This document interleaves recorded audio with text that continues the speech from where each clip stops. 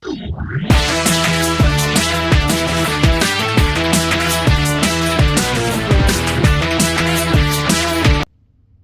everyone, Zed here with RC Plus Hobbies.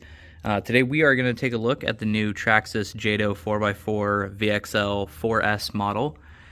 This one is kind of intended to be like an 8-scale race buggy in the way that it looks, and you know its general size and everything.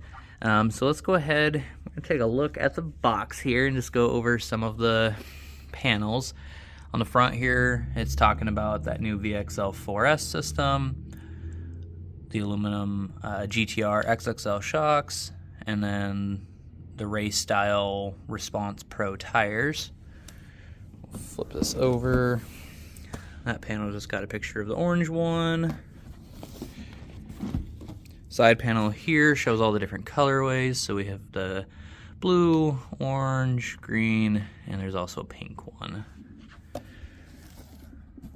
And then on this side, it's just going over the TQI controller, center differential, LCG chassis, extreme heavy duty kit. Talking about the steel gears, aluminum center brace, and the last panel is not very exciting. It's just a picture of the car and then what's included in the box. So let's go ahead, get the car out of the box and check it out. Alright, so here is the Jato 4x4 VXL-4S. Just kind of a quick look around the car.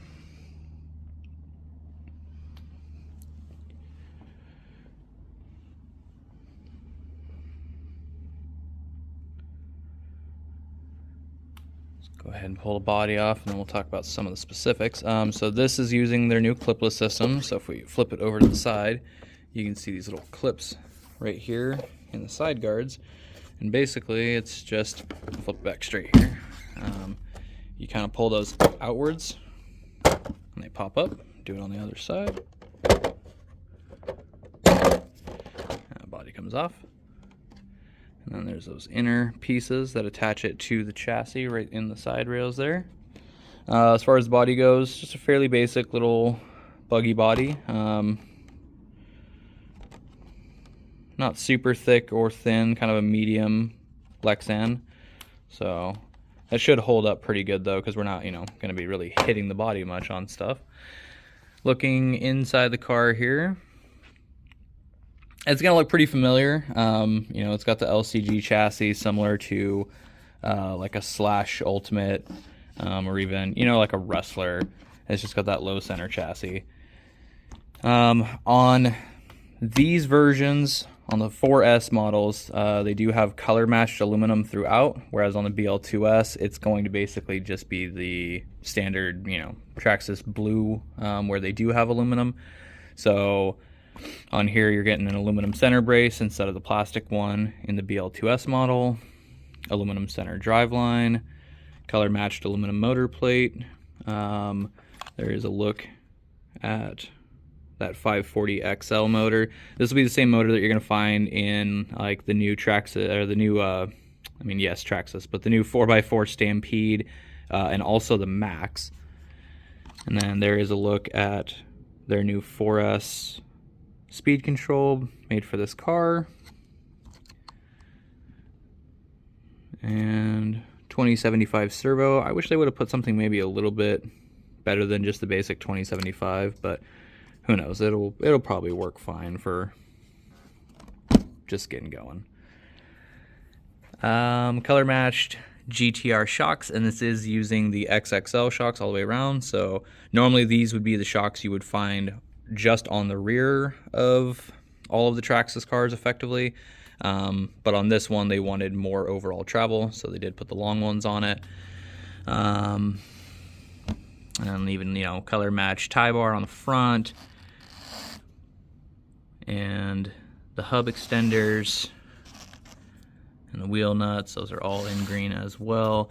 This does have the extreme heavy duty kit, so we've got the stronger C hubs and steering knuckles, the beefier drive axles, beefier shock towers. These arms are a new arm that technically is unique to the Jato, but now is going to be just the standard arm for all of the Traxxas 4x cars. Basically, it's got a setup for like the sway bar, and that's kind of really the only change to them for the most part. Non-adjustable turnbuckles, which should be fine. It is kind of odd not seeing adjustable turnbuckles on a model like this, but that is what they did. Out back, big old Jato wings, same one that the Sledge uses. And then looking at the back of the car, extreme heavy duty carriers. Another look at those big drive axles. So yeah, it's I mean, it's a familiar design. We basically all know what this is, which is just a box stock backslash. But I don't think that's going to take away from the fun of the car. Those are fairly soft tires. Those are those S1 compound response tires. Those should be a lot of fun on the dirt. But we're gonna go take it out on the concrete and probably ruin them. So let's go ahead and see how fast this thing goes outside. I'm gonna take it through all the different batteries that it can use. So we're gonna run it on a 2-cell, 3-cell, and a 4-cell just to see the speed differences. And I'll throw it into training mode on each two. That way we can see what speeds we're looking at if you're wanting to hand the controller off to somebody and maybe not put it on full power. So see you guys out there. All right, so we got the Jato out here in the alleyway. We are on a 2-cell and in training mode, so we'll see how fast it goes, and hopefully I can drive this thing okay one-handed. The stretch is a little bit further than like the ARMA controller, or the Spectrum controller, so I guess we'll see what happens here.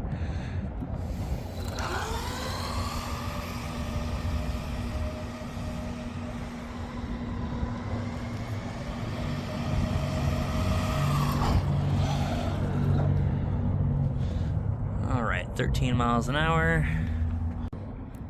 All right, 2S, 100%.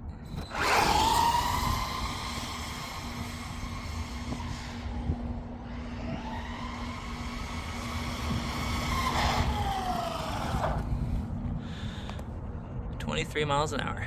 Let's bump it up to 3-cell. All right, 3S in training mode.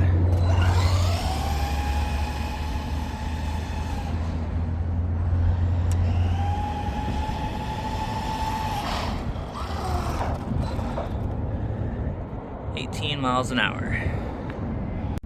All right, 3S on 100%.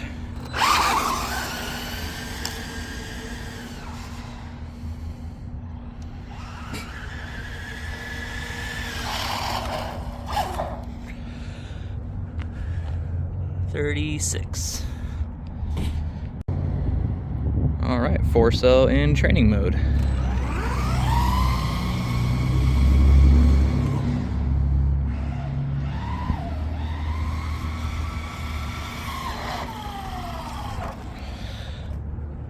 $24 an hour. All right, and lastly, 4-cell, full power.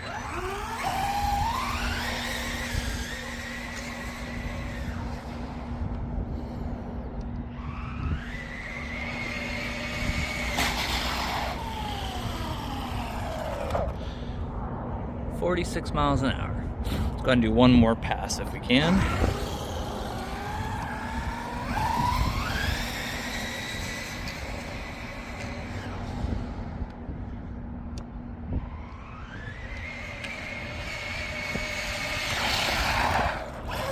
Good brakes. Yep, 46 miles an hour it is. All right, so it's about as fast as I expected. Most all these Traxxas cars, the way that they're geared on the 10 scales, they're, right in the mid 40s, low mid 40s typically for stock gearing. I'm sure 60 miles an hour is definitely doable with different gearing. Of course, you are going to suffer from increased temperatures on your speed control, your motor, but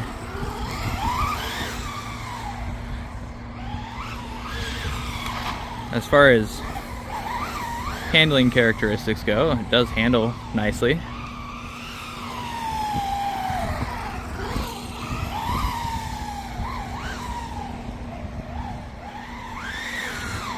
Plenty of power.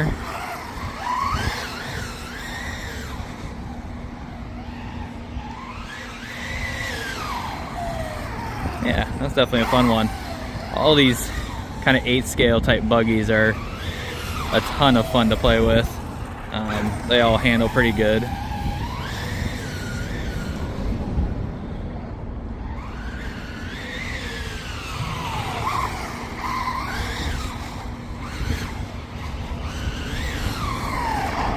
Yeah, let's go ahead and go back in because I am getting cold, and we'll talk about it a little bit more. All right, so back inside where it's nice and warm again. Final thoughts on the Jato 4x4 VXL-4S. I think it's a really fun car. I think it's going to be a lot of fun to play with on, if you have like a dirt track you could take it to. Obviously, you know, this isn't going to be competitive with 8-scale actual race buggies, but if you made a class of these, it would be a ton of fun. I did have a little bit of damage. I took a tumble in the alleyway after I stopped recording, and so I did break a small piece off of the shock tower here. And during the tumble, it also took a chunk out of the edge of the wheel there. Not too bad. It's cold outside right now. It might have been sunny, but it's only like 35 degrees, so I'm not super surprised that that happened with that being exposed like that. Pricing on these, we're looking at $529.95. I don't think that's necessarily out of line. There has been a lot of complaints about the price point on it, but you know, you got to put it into a perspective, I guess. So a Stampede 4x4 is $430. Now the Stampede 4x4 does have the 540 XL motor, and it does have a center differential. It does not have a 4S capable speed control in it, however, or a bunch of these aluminum pieces. You know, the GTR shocks, that alone is almost a $90 upgrade. So all the aluminum pieces together do add up. And you know, when you think about like a Slash Ultimate, you're at $500, or even a Rustler Ultimate, which is $530, same price as this car. You are getting a fairly similar setup. You know, the Ultimates are going to have the aluminum steering knuckles and C-hubs, rear carriers, whereas this has the extreme heavy duty kit. So it's kind of a wash. You know, it's aluminum versus beefier plastic. I guess my one gripe would be that it doesn't have adjustable turnbuckles at this price. But yeah, I don't know. I don't think 530 is completely out of line. But we'll see. You know, I'm curious what your guys' thoughts are. Otherwise, really fun car. Handles really nicely. These tires are very grippy. They are not going to last long if you're using them out on the street. So definitely don't primarily run it out there unless you switch them out to some sort of a street tire. As you can see, the rears, I wasn't out there very long, and they're already starting to kind of get that little swept back look to them. So, but yeah, I guess the only other thing to cover was I didn't really go over this earlier, but just the goodie bag of stuff you get. It's going to be some pretty basic tools. They do give you a different bracket for the battery mount. It is adjustable, so right now it's got the tall one in it to fit, you know, 4-cell batteries. The rear is the adjustable setup, and then the tie bar, of course, is reversible, and so it gives you 4 different heights depending on how you have it set up, and you know, if you swap out the front here. So, and then of course, also included in here, as always, is going to be your user manual and some stickers and whatnot. So, but yeah, guys, as always, appreciate you watching. Please leave your comments, you know, and feedback below. Like, comment, subscribe, all that good stuff, and we will catch you next time.